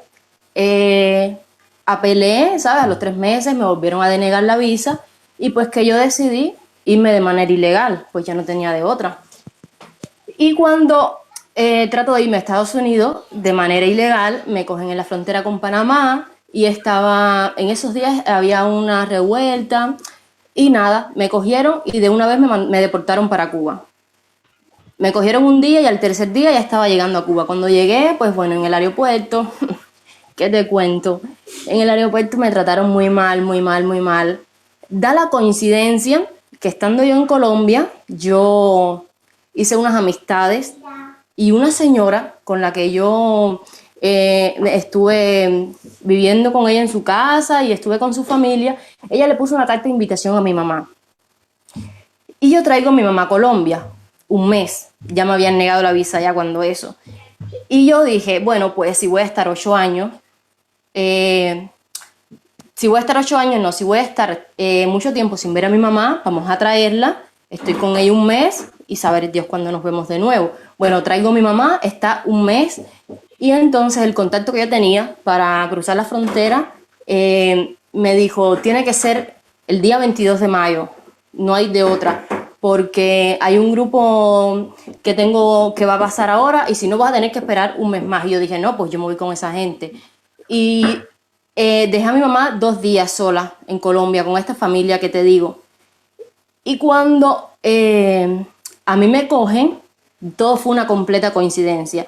Cuando a mí me cogen ahí en la frontera con Panamá y me mandan para Bogotá y de ahí me van a deportar para Cuba, yo vuelo en el mismo avión que vuela mi mamá para Cuba ese día. Fue una total coincidencia porque yo no quería que me cogieran, yo quería seguir. Y cuando llego al aeropuerto, ahí me tuvieron retenida yo no sé cuántas horas, casi 10 horas me tuvieron retenida y me metieron en un cuarto. A mi mamá le dijeron, si tú quieres, puedes salir. Pero mi mamá no me quiso dejar sola. Dijo, no, yo voy a quedarme con ella. Y a mi mamá la metieron también allí, que obviamente no tenía nada que ver en aquel asunto. Y entonces la cuestionaron a ella, nos trataron mal, me hablaron alto en mala forma. Y lo que te digo es poco. Y entonces te pasaste 2 años. 2 años y 3 meses. Sin documentos. Sin documento. Dentro de Cuba. Sí, dentro de Cuba. Eso se dice y no se cree. No. Porque, o sea, si a mí me hacen la historia, yo no me la creo. Porque allá en Cuba presumimos de tantas cosas, pero cuando te tocan estas cosas así de cerca es que tú dices, la verdad es que es duro. Y entonces nada, en cuanto llegué, inicié el proceso de repatriación, que lo primero que tienes que comprar es un sello de Ciencia UC, tampoco es gratis. Y nada, ellos te dicen, no, espera que nosotros te vamos a avisar. Entonces, pues, 2 años y 3 meses exactamente, estuve sin documento. Mi carnet de identidad no tenía ningún valor, bueno, me lo quitaron. Pasaporte no tenía, pero bueno, ya. Y entonces todo ese tiempo, cuando yo llegué, Zulaini, cuando yo llegué a Cuba, de mi propio policlínico, la directora y todos me mandaron a buscar porque querían que yo empezara a trabajar. Sí, Ellos, falta, claro. sí, pero ellos me dijeron, no hay ningún problema, tú puedes empezar ya. O sea, que ni ellos mismos sabían de todo esto. Cuando yo empecé a trabajar, yo fui 2 días a trabajar. Estuve trabajando 2 días en el policlínico porque hacía falta, no había nadie ahí en el departamento de medicamentos. Y cuando voy a recursos humanos, que empiezo a hacer los papeles de no, tú necesitas una carta de salud de la provincia y tienes que presentarte con tu carnet de identidad. Yo le dije, no, yo carnet de identidad no tengo, si a mí me lo quitaron cuando yo entré en el aeropuerto. Y entonces yo sí, atando cabos, cuando la directora empieza a llamar y llaman al municipio, llaman a la provincia y obviamente yo no podía trabajar. Yo estuve trabajando ahí 3 días. 3 días que ni ahí en el mismo policlínico sabían la realidad de todo lo que venía detrás. Entonces...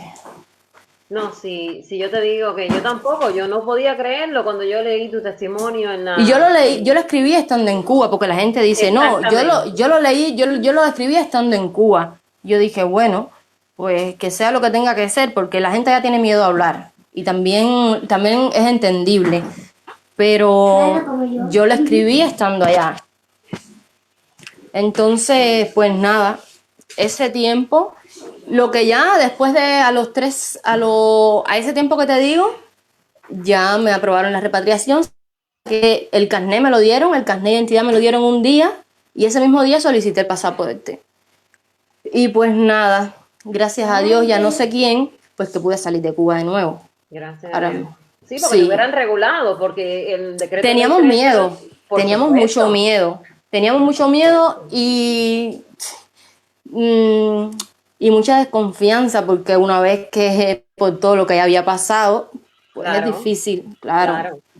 Sí. Y como te decía, y es una cosa que estaba hablando en la directa pasada, existe un decreto ley 306 que puede impedir la salida del país a cualquier trabajador, no importa que sea de la salud, que sea de médico, que sea de ingeniero, eso no importa. Aquí yo tengo delante de mí el decreto ley 306 que fue redactado o publicado el 11 de octubre del 2012.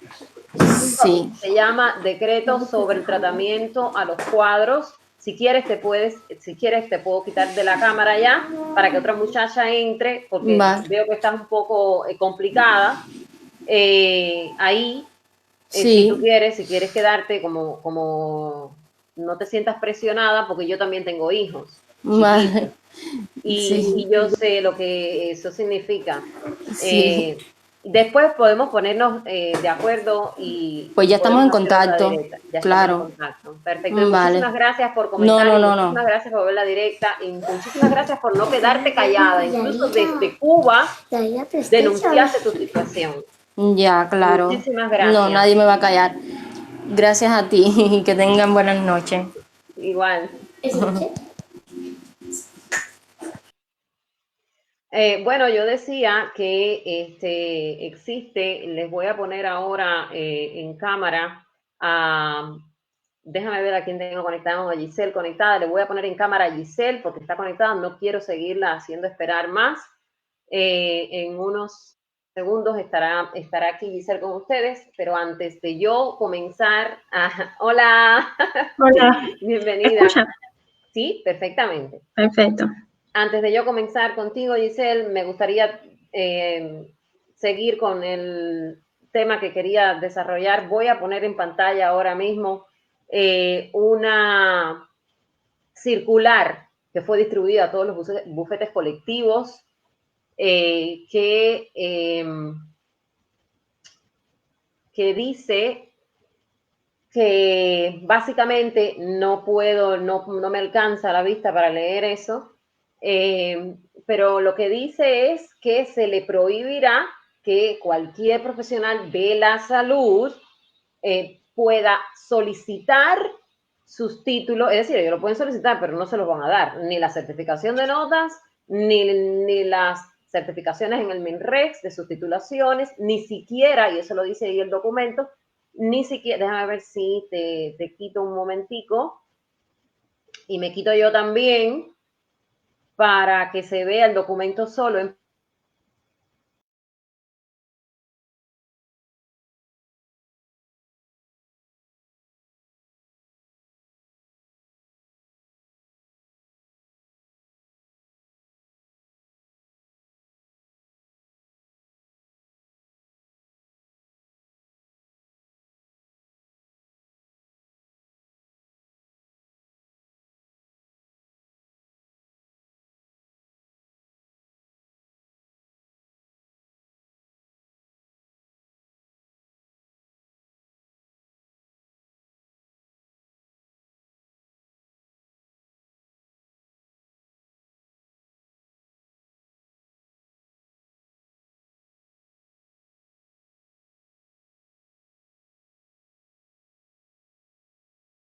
a los trabajadores de la salud. Sin embargo, existe el decreto ley 306 que es para todos los trabajadores. Y voy a permitirme leer un momentico aquí, Gisela, antes de tú empezar. por Sí, la claro. importancia que esto tiene. Es decir, que no solamente existe una circular que le vulnera los derechos a los trabajadores de la salud de obtener sus titulaciones antes de irse del país, sino que también existe este decreto ley 306 del 2012 que entró en vigor en el 2013, antes de las modificaciones a la ley de migración que decía que todo el mundo podía viajar a Cuba sin necesidad de la carta de invitación, disculpen, sin necesidad de la tarjeta blanca, viajar desde Cuba hacia cualquier país del mundo, y dicen que son sujetos del tratamiento regulado de este decreto los comprendidos en la categoría siguiente. Y en la categoría siguiente se mencionan directivos, en todos los estratos de la administración y de la política en Cuba, graduados de nivel superior, vitales para el desarrollo económico, social y científico-técnico del país. ¿Qué cosa, qué es una persona vital?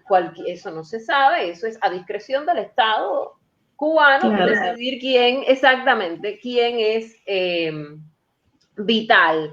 Técnicos especializados, atletas de alto rendimiento. Bueno, ellos ponen una serie de ejemplos. También está este decreto T06 íntegro, está dentro de un artículo que hicimos en el blog que se llama Cuba, la ley y el abandono de funciones laborales, que se los recomiendo a todos porque ahí están todas las otras disposiciones jurídicas que afectan no solo a los médicos, sino a los profesionales y técnicos y trabajadores en sentido general. Giselle, ya estoy contigo. Discúlpenme la perorata, pero me parecía importante saber, hacer saber que todos somos vulnerables, incluso no solamente viviendo en Cuba, porque las medidas que los afectan a ustedes, a los que abandonan la misión, son medidas extraterritoriales, cuando tú vienes a ver, porque ustedes están en Estados Unidos y no pueden entrar a Cuba. Donde quiera que ustedes estén, a ustedes les va a afectar el aparato jurídico cubano, porque es un aparato que se ha concebido para castigar, no para resolver un problema. Porque ahora dime, Giselle, ¿qué problema resuelve la ley o la medida de los 8 años? Dime, ¿qué problema resuelve? No, ninguno. Esta es mi opinión muy personal. Yo siempre he creído que la ley de los 8 años no tiene otro objetivo que intimidar a los que todavía están en las misiones, porque ellos en todo caso, dejarnos entrar lo que haría es beneficiar al país. Es lógico que cuando uno entra a Cuba, uno llega comprándole cosas a la familia, llevándole utilidades, necesidades que tienen, pues de cierta manera uno hasta invierte allá el dinero que uno trae de acá. Imagínate con todos los miles de profesionales de la salud y otro personal que ha salido de cultura, deporte, etcétera, que se han quedado en otros países. Imagínate toda esa cantidad numerosa de personas entrar a Cuba y tener la posibilidad de invertir ahí comprando sencillamente en las tiendas y permitiendo que sus familiares tengan una vida un poco más llevadera. Ellos definitivamente se beneficiarían. Lo que pasa es que lo que quieren con esta ley es intimidar a los que están en las misiones para que no deserten, para que no abandonen la misión. Así de simple, es un mecanismo de intimidación propio del aparato jurídico, como tú has mencionado, que está diseñado para eso, para reprimir, para intimidar y para inhabilitar las libertades del ciudadano cubano. Pero fíjate, casualmente hoy nosotros recibimos un correo electrónico de un médico que hace apenas 6 meses abandonó misión y ya no existe ni el programa de parol, ni Cuban Medical Professional Parole, ya no existe hace más de 2 años, y aún está en vigor este castigo de los 8 años, etcétera, etcétera. Porque lo que te quiero decir de eso, a mi manera, a mi juicio, ¿no? A mi manera de entender, lo que te quiere decir eso es que la necesidad del cubano es tan grande que el cubano busca, o sea, cuando tienen la posibilidad de salir del país y ven ellos un escape, una salida, a la situación que vive en Cuba desde el punto de vista económico, político, etcétera, pues da igual si es Estados Unidos, si es China, si es Europa, si es España, si es Colombia. El cubano lo que busca es el escape y la manera de salir y la manera de poder prosperar en otro lugar porque sabe que en Cuba no lo puede hacer. Entonces, la gente se sigue quedando, la gente sigue abandonando misiones, haya Cuban American Program Parole o no lo haya, y ellos siguen implementando la medida porque ellos saben que la gente se va a seguir quedando, aunque no esté, por ejemplo, puesta en vigor este programa, desgraciadamente, ¿no? Que lo quitaron, este programa que permitía que los médicos pudiéramos tomar de cierta manera refugio, ¿no? Que no es una calidad de refugiado político, pero nos permitía de cierta manera refugiarnos aquí y darnos ciertas ventajas a la hora de estar aquí legalmente, poder optar a residencia y hacer una vida nueva, la vida que todo cubano se merece y que debería tener dentro de su propia isla. Y esa es la razón por la cual la gente lo sigue haciendo, sea Estados Unidos o sea cualquier país. Y mientras esto suceda, mientras siga habiendo en Cuba la imposibilidad de tener una vida digna y de poder tener libertades, la gente se va a seguir yendo, va a seguir buscando la manera de salir de Cuba, de quedarse en otros lugares y pues ellos van a mantener la ley indefinidamente porque es que ese es su mecanismo de represión y de intimidación para evitar que los profesionales se les sigan yendo de las manos. Exactamente. Giselle, ¿puedes compartir con nosotros alguna experiencia desagradable que hayas tenido en las misiones? Porque te pregunto específicamente. A ver, experiencia, si tú me dices, compartes alguna experiencia desagradable, yo te diría, creo que es más fácil que me preguntes, ¿tendrías alguna experiencia agradable? ¿Y la tendrías? Porque desagradables fueron la mayoría, desgraciadamente. Y te voy a decir algo, al menos en mi propia experiencia, la misión médica en Venezuela fue lo que, en mi caso, abrió mis ojos a la crueldad y al abuso y a la manipulación de las autoridades cubanas. Para mí fue lo que la abrió. Porque si ya yo había quizás tenido desde mis años universitarios algunos encontronazos con las organizaciones, en fin, situaciones que tuve durante mi carrera que no vienen al caso, quizás yo no había concientizado tanto la problemática y el peso de esa represión que las autoridades cubanas ejercen con su pueblo, con su fuerza laboral, con sus profesionales. Y yo viví todas estas cosas en la misión. Desgraciadamente. Estuve en Venezuela como 1 año y medio aproximadamente. No me pude ir antes porque no carecía de los medios para hacerlo, si no lo hubiera hecho. Y una de las cosas que vamos a decir fue lo que ya pues le puso la tapa al pomo y me dije a mí misma, me tengo que ir o me van a matar. Y para Cuba no quiero regresar porque en Cuba no tengo futuro. O sea, las cosas que yo viví, el acoso por parte de las autoridades del CDI, de toda la contrainteligencia cubana que está metida ahí, las amenazas que yo sufrí en carne propia, injustificadas. ¿Qué tipo de amenazas? Me hicieron, bueno, vamos a poner un ejemplo. Yo recuerdo uno de los CDIs que yo estaba en Miranda. Ese CDI se llamaba Oropesa. Quizás algunas personas se identifican con él, si algunos de los que están aquí pues estuvieron en la misma misión, el mismo CDI. El coordinador de ese CDI, a mí me trasladan a ese CDI. Te voy a hacer la historia quizás un poquito antes para que entiendas que en todos los CDIs que estuve en 3 de ellos, en esos 3 CDI en los que tuve que trabajar, en todos sufrí una situación diferente. El primer CDI donde yo estoy, que era en Araira, en Guatire, Miranda, recuerdo que me paso de las 6 de la tarde porque estaba con unas amistades y me llevaron tarde a la casa, eran como las 6 tanto, 7, no habían pasado quizás más de 1 hora. Y eso era considerado una indisciplina grave. El llegar pasado de la hora en que porque te cerraban las puertas de la casa y de esa hora para allá no podías salir. Te apresaban, literalmente. No, eso estoy viendo, que no era de boca, era que había rejas. No es que cerraban con candado. Ellos designaban una persona que era, por ejemplo, el jefe del albergue, y esa persona es la que tenía la llave. tú tenías una emergencia y no sé, una emergencia médica, una situación que tenías que irte de ahí, y eso era todo un trámite, porque era la persona, ese encargado tenía que llamar para que entonces tú pudieras salir.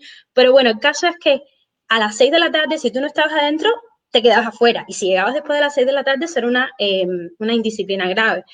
Tanto así que me llevaron a una asamblea delante de todo el CDI, una trabajadora que, bueno, haciendo un poco uso de la modestia, una trabajadora que hasta ese momento había cumplido con lo que le habían indicado, que tenía una trayectoria laboral, aunque fuera de unos meses, pero impecable en cuanto a lo que trabajo concernía. Y a ellos no les interesó nada de eso. Ellos me hicieron una asamblea de repudio, porque así mismo sí, le pusieron, no, si yo te digo, asamblea de repudio. porque le llamaron así también. Sí, claro, ellos, esas cosas ellos las delimitan muy bien, porque ellos necesitan intimidar al resto de los trabajadores que están ahí para que tomen ejemplos, una manera de ejemplarizar, vamos a decir así. Entonces ellos me utilizan a mí para ejemplarizar a los demás y me hacen una asamblea de repudio y me hacen una amonestación, y donde yo no tuve derecho a decir mi opinión, a decir que no estaba de acuerdo. Sencillamente me pusieron después de eso la banderita roja. Eso fue para mí muy doloroso, porque yo siempre he sido una persona muy consciente de mi trabajo y muy aprensiva, me gusta hacer las cosas bien, muy responsable. Y eso me dolió muchísimo, que me pusieran de esa manera, que me desacreditaran como persona, cuando yo era buena profesional, delante de todos mis compañeros de trabajo, porque yo había llegado minutos o quizás una hora tarde antes de que cerraran las puertas de aquella cárcel, que era donde vivíamos, un grupo grandísimo de cubanos. Entonces, esa fue la primera. Yo logro irme de ese CDI y empiezo a hablar con algunos contactos, algunas personas para irme de ahí, porque para mí aquello había sido una vergüenza. Eso a mí dañó de cierta manera mi moral, ¿no? Y entonces logro irme a otro CDI, caigo en este CDI de Oropesa, donde yo sufrí el peor acoso y la peor represión. Cuando yo llego ahí, yo me doy cuenta que este coordinador, que era el jefe del CDI para el que yo trabajaba, estaba muy pendiente de mí. Me doy cuenta que más de lo normal. Incluso yo tenía a mi pareja, que era médico, que trabajaba también en el CDI, y a mí me parecía esto de este hombre como que inadecuado, que estuviera constantemente llamándome, que si yo salía porque tenía que hacer algún mercado, a comprar algo para mis propias necesidades, me estuviera llamando: ¿dónde tú estás? Tienes que regresar, no te vayas muy lejos, cosas así semejantes. Me acuerdo que una vez, porque uno podía, ¿no?, naturalmente hacía algunas relaciones con sus pacientes, tenía alguna que otra amistad, y quizás a uno lo invitaban en algún momento a visitar alguna casa, pacientes agradecidos. Y tú no puedes estar ahí, me llamaban y me interrumpían: salte de ahí ahora mismo y ven para acá, para el CDI, que te estamos esperando. So, las cosas llegaron a un punto donde ellos me dijeron, esto fue en otro CDI. De hecho, estuve en 4 CDI, ahora que recuerdo bien, y todo porque trataban de reubicarme, como para ver si me descontextualizaban, como para ver si yo perdía las amistades que tenía, las amistades venezolanas que tenía en algún lugar. Y yo lo que vi después de que comprendí la situación, detrás de ello era la paranoia de que yo fuera a desertar, de que yo me fuera a ir, de que yo fuera a usar contactos venezolanos para irme de la misión. Es lo que después yo me doy cuenta.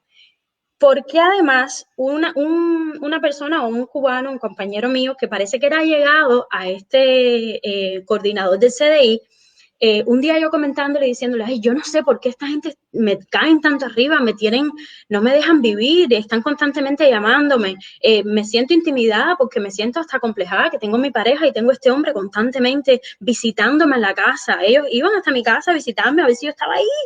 Era algo horrible, y yo estoy segura que tenían personas vigilándome también.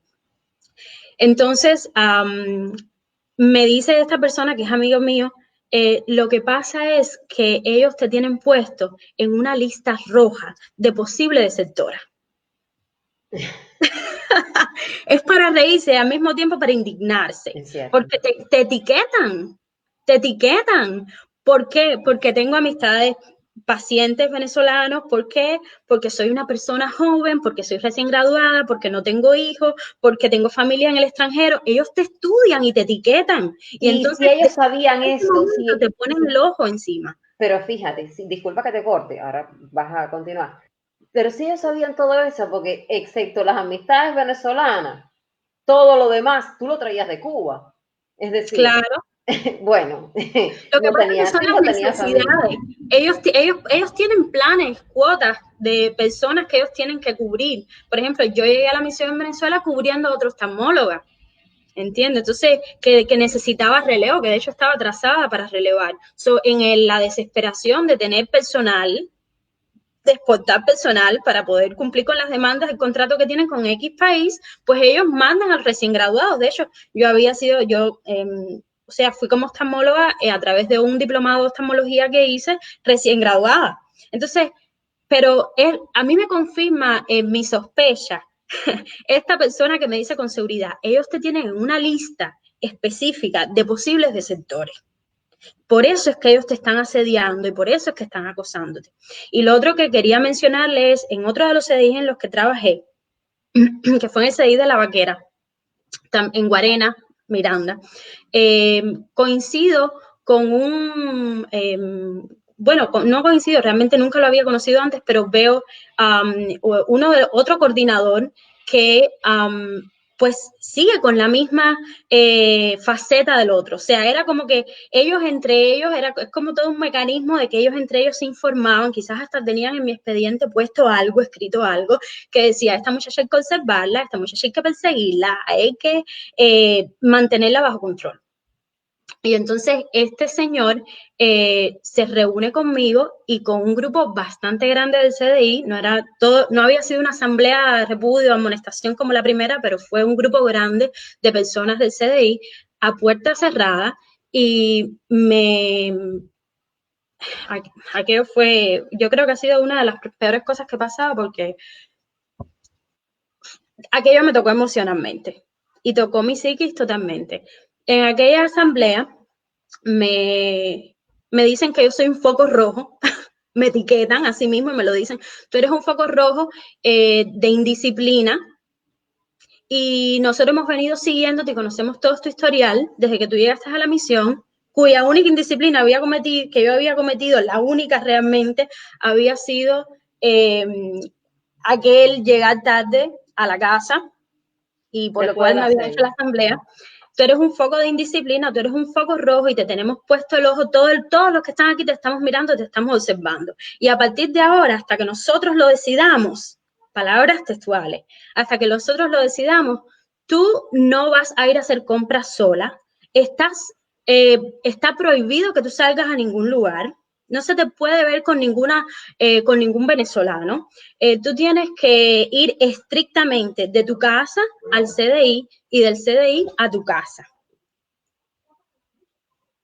Ellos me esclavizaron, ellos me apresaron. No sé si fueron como 3 o 4 meses. Así viví yo, acosada. Yo me enfermé mentalmente. De los nervios, por supuesto. Yo me enfermé mentalmente porque así vivía, desgraciadamente. Y recuerdo que una vez tuve la oportunidad de hablar a solas con ese coordinador y de decirle, ¿por qué ustedes me están maltratando tanto? ¿Por qué ustedes me están haciendo esto cuando yo he sido una profesional intachable en cuanto a lo que mi atención médica se trata? Y este hombre tuvo el descaro de decirme de una manera muy directa e insinuante, ¿tú sabes cómo se resuelve eso? Tú me das lo que yo quiero y sabes cómo se resuelve todo eso. Sin importarle que yo tenía incluso mi pareja médico ahí. Mi esposo. Ay, o sea, yo te digo que llegó al punto de ser un acoso sexual. No, era un acoso sexual, porque tú sabías cómo resolver ese problema. Y yo no tenía manera de quejarme ni de defenderme. Manera ninguna.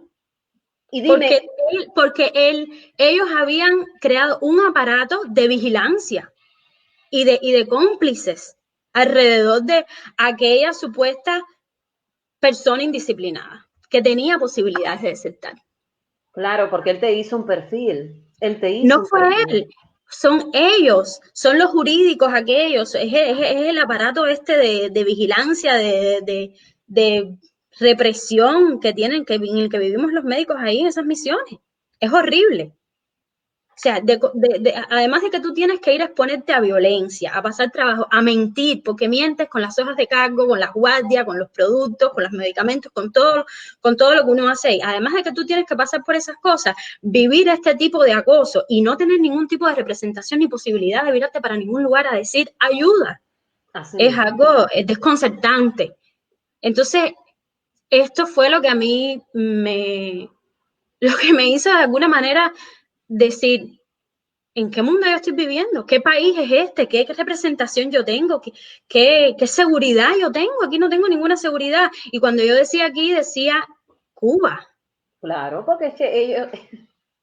Entonces, definitivamente para Cuba no me iba, porque además, si yo decidía en aquellas circunstancias volver para Cuba, ese expediente me iba a seguir acompañando.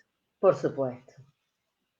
Ya estabas marcada. Marcada por algo absurdo, porque jamás fue un problema laboral, nada más, jamás fue un problema de mi desempeño como profesional médico, ni problema ético, jamás. Fue una indisciplina que para ellos era una indisciplina, pero que para mí realmente era algo absurdo. Entonces, con consecuencias desproporcionadas. Entonces, bueno, por la gracia de Dios, me transfieren a otro CDI a cubrir a otra persona. Salgo de las garras de este señor. Caigo en la observación de otros, porque así se mantuvo de CDI en CDI que estuve. Pero me manda a una zona de alto peligro, muy cerca de Caracas, que es la zona de Baruta. Y ahí soy asaltada con arma de fuego 2 veces saliendo del CDI de trabajar. Es decir, que eso era como un infierno, fue una pesadilla. Pero fíjate que pesadilla. Varias personas me han dicho que han sido asaltadas. Eso era común. Claro, por supuesto. Hablar de, sí, hoy me asaltaron y me quitaron el teléfono, no, a mí me asaltaron y me quitaron la laptop, no, a mí no me quitaron nada porque no llevaba nada, me quitaron los $300 que traía para cambiar. Era tema diario entre los colaboradores. Eso era diario. Y ya cuando yo me vi en una situación así de esa manera vulnerable, que además nosotros reportamos, porque fui yo y otro compañero, reportamos que nos habían asaltado y por supuesto con eso no se hacía nada. No pasaba nada, era como que, ok, es como si tuvieran, no sé, robado la billetera en una huevo en Cuba. O sea, era lo mismo. Yo dije, bueno, yo para Cuba no me voy. En Venezuela no me puedo quedar porque me van a matar. En un mes fui asaltada 2 veces con arma de fuego. Con arma de fuego. Nunca me hicieron daño. Gracias a Dios no tuve ningún daño físico, pero el daño emocional y psicológico quedó. Más toda la persecución, el acoso. Todo, pero el daño psicológico de ese asalto con arma de fuego quedó al punto de que, bueno, ya se puede decir que eso fue en 2014, ya han pasado 6 años. Ya de cierta manera me he sobrepuesto a eso, pero ese susto, ese miedo de salir a caminar a la calle sola, incluso acompañada de noche, yo no podía salir a la calle porque tenía miedo de que alguien fuera, tú sabes, de volver a pasar por la misma situación. Incluso en Cuba, cuando fui de vacaciones, me pasó lo mismo. Estando aquí en Estados Unidos, yo tenía miedo y era producto de ese daño psicológico que sufrí por aquellos asaltos. Quedaron. Y eso fue lo que me hizo decir en aquel momento, basta, no me voy a Cuba, pero no me quedo en Venezuela porque me van a matar. Y entonces es lo que digo, bueno, voy a usar la herramienta que tengo, que es en estos momentos el respaldo del gobierno de los Estados Unidos. Voy a usar esta herramienta y me voy para Estados Unidos y con el dolor de mi alma, de dejar a mi mamá, mi hermano, mi abuelo enfermo y la gente que tengo en Cuba, dejar mi profesión, dejar el prestigio que yo tenía de haber sido una excelente graduada, de haber terminado con las calificaciones que terminé, con las posibilidades de hacer especialidades, dejar mi vida hecha en Cuba y mi familia por empezar de nuevo en un país que me está dando la mano y que por lo menos me ha dado la seguridad y me ha dado la vida que yo ni tuve en Cuba y mucho menos el infierno que viví en Venezuela. Giselle, muchísimas gracias por estar acá. Ya va a ser 2 horas, pero Sí. Ha estado pero tan informativa, esta directa, y tu testimonio muy ilustrativo de todas las cosas que se pasan allá en la misión, de la desprotección, de la vulnerabilidad a la que están expuestas algunos colaboradores, y digo algunos. Disculpa que te haya interrumpido, Ana, pero No. en cualquier país del mundo, menos en Cuba, cualquier profesional o cualquier trabajador, sin que sea profesional, obrero, vamos a decir, que haya incurrido en algún daño, ya sea físico o psicológico, durante su jornada laboral o en su desempeño laboral, tiene el derecho y la posibilidad de demandar a su contratador por estos daños. Y eso se traduce en cifras de miles, bueno, aquí en este país, de miles de dólares y hasta de millones. Sí, porque eso sucede en un país con Estado de Derecho. Yo tengo derecho con todas estas cosas y un abogado de sencillamente decir, alguien me tiene que pagar por estos daños, bueno, alguien no, el Ministerio de Salud Pública me tiene que pagar por estos daños emocionales. Bueno, en mi caso no hubo daño es físico. Una compensación para compensarte por lo que tú has pasado. ¿Entiendes? Correcto. No existe. Correcto. Eso estábamos hablando en la otra directa, porque a mí me surge la pregunta, estaba el doctor Durán hablando de personas que morían en las misiones, y yo le digo, ven acá, ¿hay algún tipo de compensación para los familiares? No. Él me dijo que sencillamente, es decir, que si te pasa algo y te mueres, es que ellos son crueles. Ellos son crueles, además de que no hay Estado de Derecho en ese país, desgraciadamente en Cuba, ellos son crueles y lo que hacen, lo hacen para maquiavélicamente, para reprimir y para dañar al pueblo cubano. Y esto es un ejemplo, no les importa el sufrimiento de sus trabajadores, ni la seguridad, ni les importa absolutamente nada. Y por eso, como decía Paloma, aunque supuestamente nosotros hayamos violado, bueno, realmente violamos un contrato de trabajo, pero aunque supuestamente nosotros le debamos algo a ellos por haber violado el contrato de trabajo, que en todo caso debería ser monetario, no debería ser faltando a una ley de los derechos humanos, porque no se corresponde una cosa con la otra. Si supuestamente deberíamos pagarlo, es que con todo lo que hemos pasado ya le hemos pagado de sobra. Ellos tendrían que remunerarnos a nosotros por todos estos daños que nosotros hemos recibido. Así mismo. Giselle, muchísimas gracias por haber estado aquí. Muchísimas gracias. Bueno, un placer y... estamos en contacto. Claro que sí. Está bien. Hasta luego. Hasta luego. Bueno, y hasta aquí hemos llegado hoy, 9 de mayo de 2020. Le haremos saber si tendremos más directas próximamente, en dependencia de la disponibilidad de los miembros y de quienes hayan quedado en esta oportunidad sin poder dar su testimonio, porque yo sí considero importante que es necesario que se sepan estas historias. Nos estaremos viendo. Espero que sí quiten la ley de los 8 años. Pero mientras tanto, nosotros somos responsables de abogar porque se respeten nuestros derechos y de exigir que se respeten también y se hagan valer nuestras libertades como cubanos y como seres humanos. Nos vemos.